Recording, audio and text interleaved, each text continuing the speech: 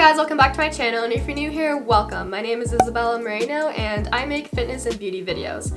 So today's video is exactly what I eat in a day, incorporating my intermittent fasting schedule as well as my keto diet. I'll be switching between the word diet and lifestyle, and that's just because I almost hate using the word diet because it has negative connotations surrounding it regarding temporary calorie restriction just for the purpose of achieving a certain physical look.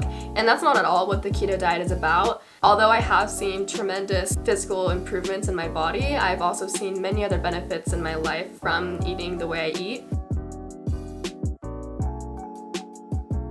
And if you're unfamiliar with the keto diet, it's basically just the style of eating where the majority of your calories come from foods high in fat, like meat, fish, high-fat yogurt, olive oil, eggs. I'll show you guys more in the video, and then very little of the calories you eat come from foods high in carbs, so like bread, rice, pasta, and foods like that. If you're unfamiliar with intermittent fasting, it's basically just eating for a certain amount of time and then not eating for a certain amount of time. So I'm on a 16-8 intermittent fasting schedule, which means that I fast for 16 hours of the day and I eat for 8 hours of the day. And intermittent fasting is not at all about calorie restriction, it's just simply changing the time frame from when you eat. And obviously I'm not a health professional, which is why I will link down some videos made by health professionals that do support my style of eating. So yeah, let's just get right into the video. Okay guys, so I'm approaching my break fast, which is just kind of like my first meal of the day, like basically my lunch, because it's almost 12:30. So whatever I'm preparing my lunch, I like to sip on apple cider vinegar with water and lemon.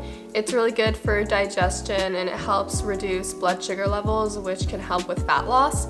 So it's just really good for your body, and it's important to sip it for at least 10 minutes to really reap the most benefits from the apple cider vinegar. I'm gonna just show you guys how I make it. It's probably pretty self-explanatory, but I'm gonna lower the camera so you guys can see everything. Alrighty, so step one is to get yourself some ice, because I've noticed that the colder it is, the less I can taste the pain. So I don't know, that's just what I do. And then I get some water. Okay, so after I have a big, fat, juicy glass of water, I get my beautiful apple cider vinegar, and it's important that you don't just like put a little like drop of it in, you know, you want to reap the most benefits from the apple cider vinegar. So I like to do around 3 tablespoons of it. So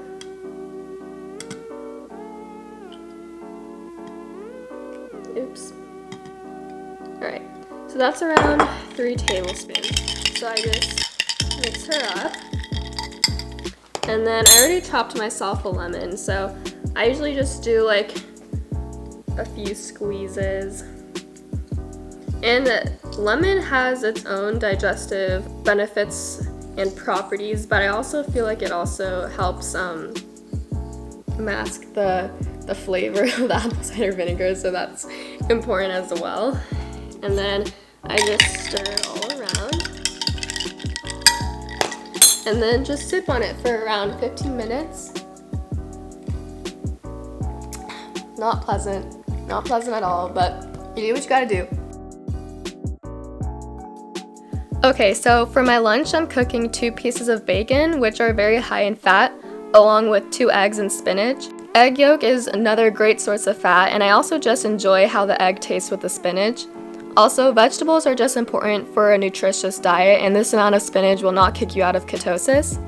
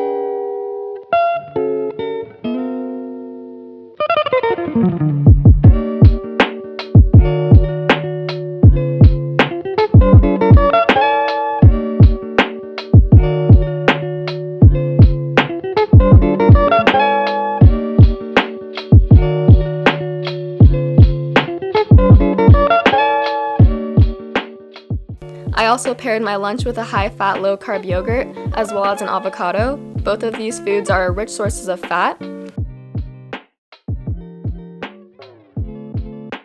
I also like to drink a low-carb kombucha along with my lunch. Kombucha is very important to a healthy gut biome, which will help improve your digestive and immune system, as well as helping aid in fat loss. If I do get hungry between meals, I will have one snack halfway between my lunch and dinner. Usually I eat some of these coconut clusters. They have pumpkin, sunflower, and chia seeds, which are rich sources of fiber and help me feel full.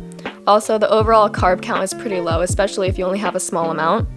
Okay, so for dinner, I will be having ground beef with salad. I'm just going to show you how I prepare and season the ground beef, and later I will show you how I prepare my salad.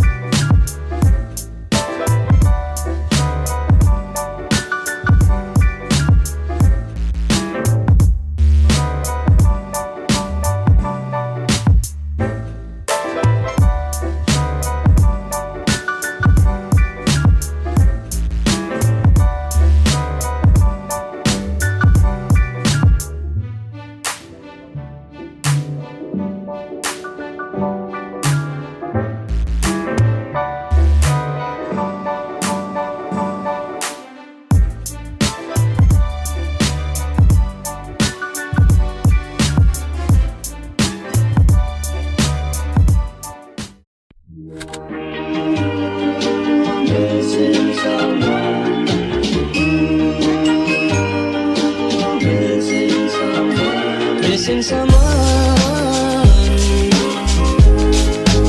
with all your heart. Missing someone with heart. How much you missing? And you missing someone. Is as normal, missing someone, and missing someone is as normal, missing someone.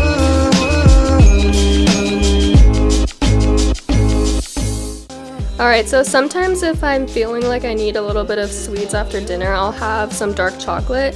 You just have to make sure that the percentage of cacao is at least above 70%, and that will keep the carb count low.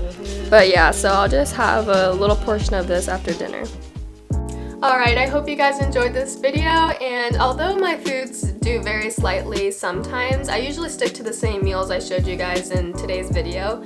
But it might seem like I don't eat very much or not very frequently, but that's just because ever since I adapted more of a low-carb lifestyle, my appetite has decreased tremendously. I mean, when I used to eat foods that were very high in carbohydrates, I would be getting hungry at least every hour or at least every 1 to 2 hours. But ever since I've been eating meals that are very nutritious and filling, high in fat, fiber, and protein, I found myself going a lot longer between meals, and my portion size has decreased over a period of time with intermittent intermittent fasting. But yeah, if you guys found this video helpful, then make sure to like and subscribe, and I'll see you guys on Friday. Bye!